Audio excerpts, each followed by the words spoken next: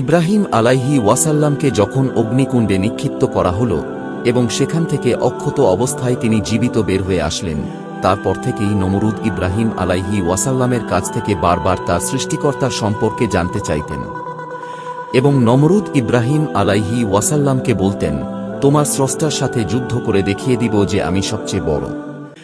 জবাবে ইব্রাহিম আলাইহি ওয়াসাল্লাম বারবার এক এবং অদ্বিতীয়র খোদার দাওয়াত নমরুদকে দিতেন।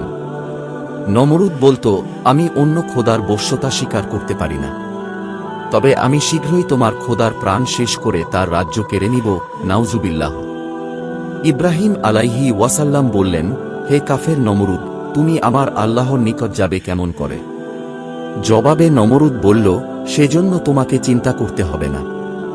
এরপর পাপিস্ট নমরুদ পাপাত্তা ইবলিশের পরামর্শ অনুযায়ী 4টি শকুন পাখি লালন পালন করে এগুলোকে নিস্টপুষ্ট করল এবং ইবলিশের সহযোগিতায় এই শকুন পাখিগুলো তার ইশারায় তার কাছে এসে উপস্থিত হতো।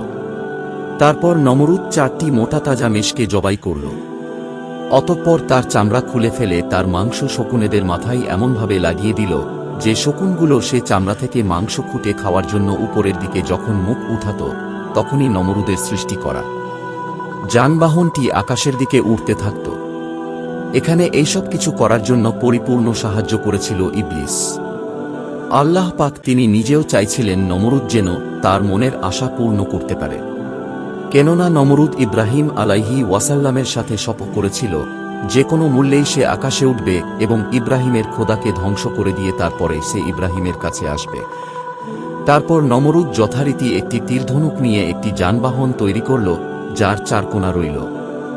চারপাশে 4টি শক্তিশালী শকুনকে বেঁধে দেওয়া হল। ইবলিস শকুনগুলোর উপর ভর